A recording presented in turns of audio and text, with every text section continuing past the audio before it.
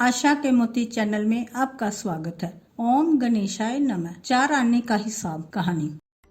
बहुत समय पहले की बात है। नाइसर का राजा बड़ा प्रतापी था। दूर दूर तक उसकी समृद्धि की चर्चाएं होती थी। उसके महल में हर प्रकार की सुख सुविधा की वस्तु उपलब्ध थी, पर फिर भी अंदर से उसका मन अशांत रहता था। उसने कई ज्योतिषियों और पंडितों से इसका कारण जानना चाहा। बहुत से विद्वानों से मिला। किसी ने कोई अंगूठी पहनाई, किसी ने यज्ञ कराए, पर फिर भी राजा का दुख दूर नहीं हुआ। उसे शांति नहीं मिली। एक दिन भेष बदलकर राजा अपने राज्य की सैर पर निकला। घूमते घूमते वह एक खेत के निकट से गुजरा। तभी उसकी नजर एक किसान पर पड़ी। किसान के फटे पुराने वस्त्र धारण कर रखे थे। वह पेड़ की छांव में बैठकर भोजन कर रहा था। किसान के वस्त्र देख राजा के मन में आया कि वह किसान को कुछ स्वर्ण मुद्राएं दे दे, ताकि उसके जीवन में कुछ खुशियां आ पाएं। राजा किसान के सम्मुख जाकर बोला, मैं एक राहगीर हूँ। मुझे तुम्हारे खेत में ये 4 स्वर्ण मुद्राएं मिली हैं। क्योंकि यह खेत तुम्हारा है, इसलिए ये मुद्राएं तुम ही रख लो। किसान, ना सेठ जी, ये मुद्राएं मेरी नहीं है, इसे आप ही रखें या किसी और को दान कर दें। मुझे इनकी कोई आवश्यकता नहीं। किसान की यह प्रतिक्रिया राजा को बड़ी अजीब लगी। वह बोला,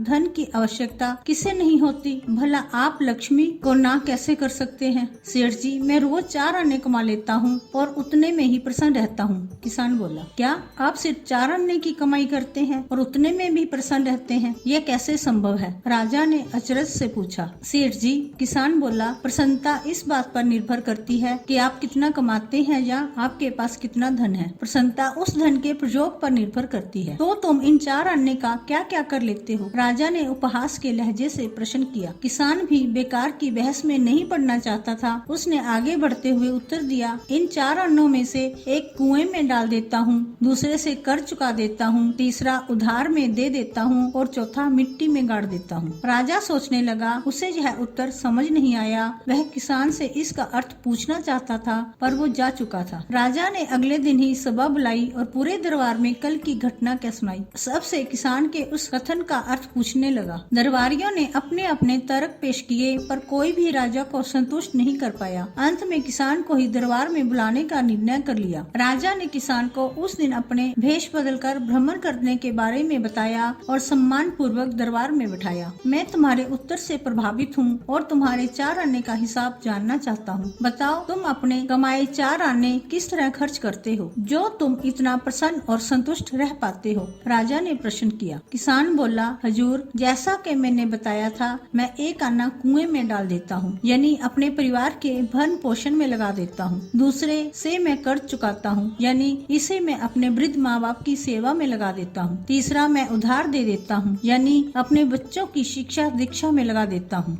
और चौथा, मैं मिट्टी में गाड़ देता हूँ, यानी 1 पैसे की बचत कर लेता हूँ, ताकि समय आने पर मुझे किसी से मांगना न पड़े और मैं इसे धार्मिक, सामाजिक और अन्य आवश्यक कार्यों में लगा सकूं। राजा को अब किसान की बात समझ आ चुकी थी। राजा की समस्या का समाधान हो चुका था। वह जान चुका था कि यदि उसे प्रसन्न एवं संतुष्ट रहना है, तो उसे भी अपने अर्जित किए धन का सही सही उपयोग करना होगा। शिक्षा। मित्रों, देखा जाए तो पहले की अपेक्षा लोगों की आमदनी बढ़ी है, पर क्या उसी अनुपात में हमारी प्रसन्नता भी बढ़ी है? पैसों के मामलों में हम कहीं न कहीं गलती कर रहे हैं। लाइफ को बैलेंस बनाना जरूरी है और इसके लिए हमें अपनी आमदनी और उसके इस्तेमाल पर जरूर गौर करना चाहिए। नहीं तो भले हम लाखों रुपए कमा लें, पर फिर भी प्रसन्न एवं संतुष्ट नहीं रह पाएंगे।